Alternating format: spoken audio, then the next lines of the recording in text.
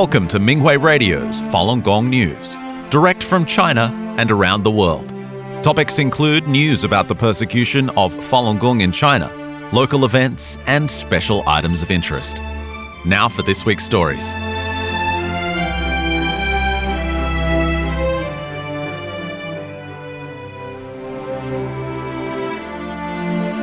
USA.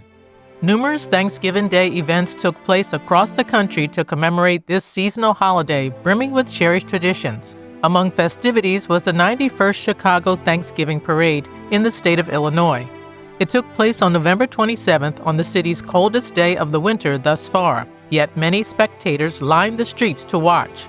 The Falun Dafa entry this year included a flag team, exercise demonstration team, and a large float. Spectators received flyers and origami lotus flowers from practitioners. The parade was broadcast live on CBS Chicago, simultaneously aired on Pluto TV, and rebroadcast on CAN TV, greatly expanding the number of parade viewers. CBS Chicago, as the host of the live broadcast, used clips of the Falun Dafa entry from the 2024 parade in its 34-second trailer. ABC and NBC television also showed clips of the Falun Dafa entry in their news coverage of the parade. Malaysia. A Falun Dafa experience sharing conference took place on November 22nd and 23rd in Kuala Lumpur for practitioners who coordinate Falun Dafa practice sites across Malaysia. They assembled to study the Falun Dafa teachings together and to discuss their cultivation experiences. The practitioners talked about their responsibilities as coordinators, about how to care for and assist other practitioners, how to better look within when confronted with challenges, and to cooperate as one body. Attendees said the conference clearly helped them to see the gaps in their own cultivation and how they could improve. Indonesia. Falun Dafa practitioners in Indonesia were invited to participate in the Malang Sportiva Festival, which took place on November 22nd and 23rd. The event was organized by the Indonesian Community Sports Committee and the Youth Sports and Tourism Office of Malang City. Its goal was to strengthen the role of sports in building a healthier society and ultimately increasing local community productivity. Approximately 40 sports communities and clubs in Malang City took part in the two-day event. Practitioners introduced Falun Dafa, provided copies of Zhuan Falun and Falun Gong, and played the video of Master Li Hongzhi demonstrating the exercises. An administrator for a local sports organization commented, "I hope Falun Dafa can be an inspiration for the good of the nation and state." Western Australia. A grand Christmas parade took place in the city of Mandurah on November 28th. This year, representatives from numerous community groups, clubs, bands, dance groups, as well as over 30 floats were featured in the popular annual event. Falun Dafa practitioners' entry in the parade, which included a Chinese waist drum team, celestial maidens, and dragon dance performances, was highly anticipated. One person exclaimed, "You are the best." Many people along the parade route cheered, clapped, and took video recordings of practitioners' performances. Some even danced and were full of praise for the bright colors and practitioners' peaceful energy. Many people thanked practitioners for participating, including the mayor of the city, Amber Kearns. New Zealand. Falun Dafa practitioners participated in 5 Christmas parades in 4 cities on North Island and South Island on November 29th and 30th. The parades were held in the communities of Auckland, Orewa of Auckland, Rotorua, Dunedin, and Invercargill. The 92nd Auckland Farmers Christmas Parade was the largest, most historic, and most well-attended parade this year, drawing over 150,000 spectators. The Tianguo Marching Band, composed of Falun Dafa practitioners from New Zealand and Australia, were greeted with warm applause. Eye-catching Truthfulness, Compassion, Forbearance banners decorated their parade float, which was followed by the Dragon Dance Team, a performance very popular with children. India. The 23rd Annual Prune Book Fair, Western India's largest book, culture, and education fair, took place from October 30th through November 2nd. 10 prune-based Falun Dafa practitioners hosted a booth at the event to introduce the Falun Dafa cultivation practice to visitors. Copies of the 2 main books of the practice's teachings, Falun Gong and Zhuan Falun, were available in the languages of Hindi, English, and Marathi.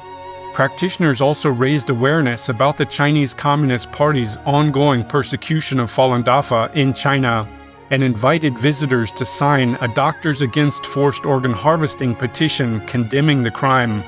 The fair generated many new opportunities to introduce Falun Dafa to additional groups and communities. France. Falun Dafa practitioners held Information Day events in the cities of Reims and Paris on November 15th and November 25th. They demonstrated the exercises, raised awareness of the CCP's persecution of the practice, and collected signatures on a petition calling to stop forced organ harvesting from prisoners of conscience in China and other human rights abuses. Similar activities were held in the cities of Nantes, Amiens, and Paris on November 29th and 30th. Many people learned about Falun Dafa and signed a petition calling to stop the decades-long persecution. Australia. A Falun Dafa rally was held in front of the Parliament House in Cambria on November 24th to protest the visit of Zhao Leji, the CCP's third high-ranking official. Zhao has played a key role in the CCP's persecution of Falun Dafa, which includes state-sanctioned forced organ harvesting. The practitioners called on the Australian government to sanction him. During the rally, John Deller, spokesperson for the Australian Falun Dafa Association, pointed out that Zhao is not a regular visitor, but a human rights violator.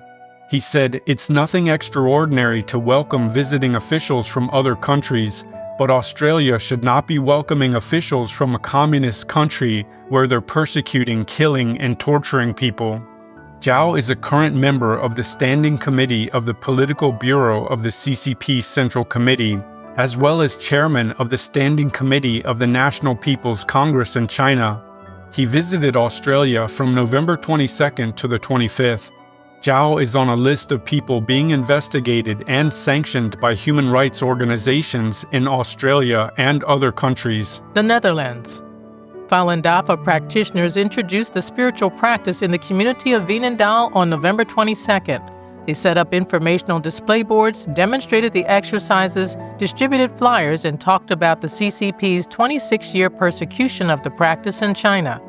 People signed a petition calling for a stop to the state-sanctioned forced organ harvesting atrocity and other crimes. Romania. The Esoteric Fest took place from November 7th through November 9th in the city of Timisoara. It is one of the largest and oldest holistic healing, spiritual, and wellness exhibitions in the region. Falun Dafa practitioners set up a booth at the event where they demonstrated the exercises and displayed the books Falun Gong and Zhuan Falun, which visitors could read and purchase. Some people were interested in obtaining information about the communists' persecution of Falun Dafa in China. Those who wished to show their solidarity with practitioners signed a petition addressed to the G7+7 countries, calling for an end to the CCP's state-sanctioned forced organ harvesting from Falun Dafa practitioners and other prisoners of conscience. 6-year-old Maria attended the Esoteric Fest with her mother. She was very interested in the Falun Dafa exercises and did them with practitioners. The next morning, her mother, Ramona, said that Maria just told her she wanted to go to the Falun Dafa booth to do the exercises. She waited impatiently for the practitioners and told them not to start practicing without her. After the festival, Ramona contacted a practitioner in Timisoara and said she would come to the practice site with her daughter. She also mentioned that her daughter did the exercises at home. Poland. Polish Falun Dafa Association presented an information program about the practice on November 25th at the Civic Center in the city of Krakow, where a non-governmental organization festival was being held. Practitioners introduced Falun Dafa, offered a lotus flower making activity, and screened a video called What is Falun Gong?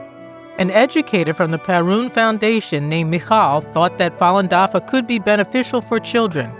He said every child knows what they want deep down in their heart, but over time, certain barriers arise due to upbringing, environment, and education, which can destroy their natural state. He took some materials about Falun Dafa so that he could tell others about it and present opportunities to learn about it in schools.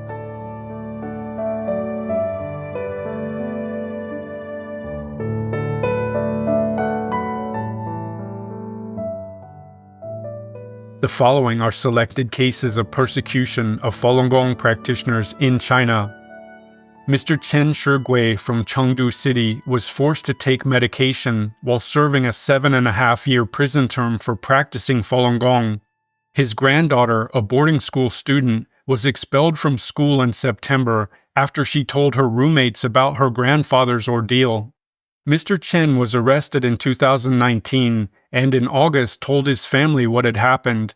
The prison doctor had urged him to take medication or he'd risk having a brain hemorrhage. The medication, however, made him feel extremely weak. He felt as if all of his organs were failing and he refused to take any more pills. The doctor went into a rage and instructed the guards to make him swallow the pills. Mr. Chen also said that most of his teeth had become rotten and loose. The prison food was very poor and lacked nutrition. Despite this, he was still forced to do slave labor and was only allowed 2 days of rest. Due to these harsh and inhumane conditions, Mr. Chen feared he might not survive his prison term. Ms. Gao Menghua from Shandong Province was admitted to prison in mid-August. She was sent to serve a 4-year term that was handed down 4 years ago. Her prison sentence stemmed from her arrest for distributing materials exposing the Chinese Communist Party's ongoing persecution of Falun Gong. Ms. Gao was sentenced to 4 years in August 2021, but was allowed to postpone serving time, likely due to her health and the COVID-19 pandemic. 4 years later, she was sent to serve her prison term. This is not the first time that Ms. Gao has been targeted for her faith. She went to Beijing to appeal for Falun Gong in October 2000 and was given 3 years of forced labor. After another arrest in 2005, Ms. Gao was taken to the local county detention center where she was brutally tortured and developed multiple medical conditions. She was also sentenced to 4 years in 2006. A court in Henan Province held a joint hearing on November 12th and sentenced 10 local Falun Gong practitioners following an early morning police sweep. The police had monitored some of the practitioners for a year prior. The harshest punishment was given to Miss Wang Xiaochun, who had already endured 19 years of imprisonment for her faith. She was given a 5-year sentence. The remaining practitioners received terms ranging from several months to 4 years, with some given probation. A woman in Daqing City was recently indicted for her faith in Falun Gong. Ms. Song Rei Xiang was arrested at a farmer's market after she was reported for talking to shoppers about the persecution of Falun Gong. She was soon admitted to a local detention center. When Ms. Song's lawyer visited her, she was in very low spirits.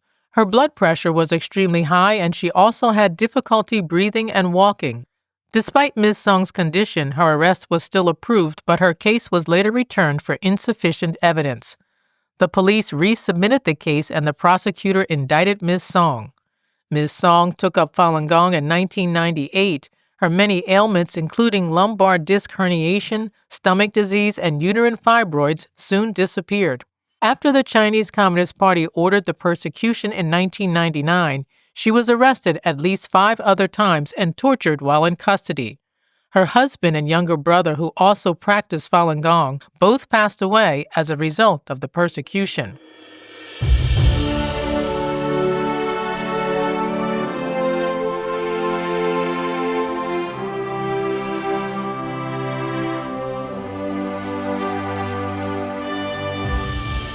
Joint statement issued by UN members opposes the CCP's human rights violations. 15 member states of the United Nations issued a statement on November 21, 2025, titled Joint Statement on the Human Rights Situation in China. This statement was signed by Albania, Australia, Czechia, Estonia, Israel, Japan, Latvia, Lithuania, North Macedonia, Palau, Paraguay, San Marino, Ukraine, the United States, and the United Kingdom. The full text of the statement reads, "We, the undersigned, are committed to promoting and protecting human rights and fundamental freedoms, including the freedoms of expression, peaceful assembly, association, and religion or belief, both at home and abroad, and we share ongoing deep concerns about serious violations occurring in China. Credible reports indicate the persistent use of arbitrary detention, forced labor, unlawful or arbitrary uses of mass surveillance, and restrictions on religious and cultural expression in China. Ethnic and religious minority groups, particularly Uyghurs and other Muslim minorities, Christians, Tibetans, Falun Gong practitioners, and others, have faced targeted repression, including through separation of children from families in boarding schools, torture, and the destruction of cultural heritage. We also express concern about the continued dismantling of long-standing civil liberties and the rule of law in Hong Kong, and about the issuance of arrest warrants and bounties on individuals outside Hong Kong's borders for exercising freedom of expression. Online and offline, state censorship and surveillance are used to control information, limit public discourse, and punish those who challenge official narratives. The suppression and transnational repression of journalists, human rights defenders, and lawyers further exemplify a climate of fear designed to silence criticism. These actions erode trust and are in direct contradiction to the very principles that sustain global stability and human progress. We call on the People's Republic of China to release all those unjustly detained for simply exercising their human rights and fundamental freedoms, which are cornerstones of legitimate governance and global credibility, and to fully comply with its obligations under international law. We also urge member states acting through the United Nations to call on China to address credible human rights violations and to advance meaningful accountability. Introducing Falun Dafa during November events in the U.S. A 2-day Body, Mind, Spirit Expo took place at the Tampa, Florida Fairgrounds on November 15th and 16th. The event typically attracts people interested in spiritual growth, alternative health, and various modes of personal cultivation, which makes it an excellent venue for practitioners to introduce Falun Dafa. Most attendees tend to already understand some relevant principles and are comfortable with some self-cultivation concepts, such as raising energy or generating energy fields. Falun Dafa practitioners set up a booth where they displayed informational materials. Some practitioners demonstrated the exercises while others talked to passers-by. Practitioners had the opportunity to deliver a 1-hour seminar about the practice on the first afternoon. While several practitioners stayed at the booth to talk to visitors, several others delivered a presentation focused on the topic, Falun Dafa is good. The practitioners described some of the basic principles of cultivation and Fa study and taught the gentle but powerful exercises. Afterward, a Chinese practitioner who had been persecuted along with her family while in China described the persecution in general and her personal experiences. The audience enjoyed the presentation, and several people stayed afterwards to ask further questions. Later in the month, on Thanksgiving Day, practitioners introduced the practice to the public by demonstrating the Falun Dafa exercises in front of the United States Post Office on 8th Avenue in New York City. The post office is across from Penn Station, New York's main intercity railroad station, and the destination of the Macy's Thanksgiving Day Parade. So their actions drew many people to watch and learn about the practice. Some onlookers learned the exercises during the event. Located in Manhattan, Penn Station is the busiest transportation hub in the U.S. Approximately 600,000 people pass through it every day.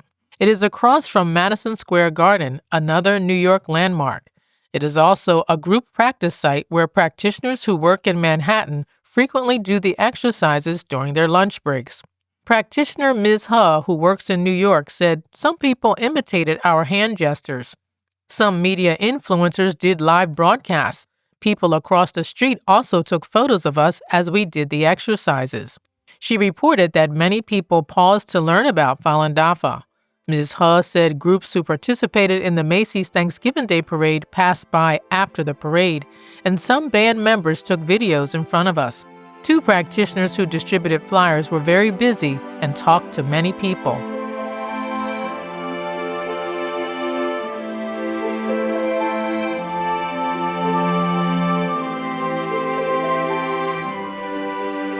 Thank you for listening to the Minghui Radio Podcast.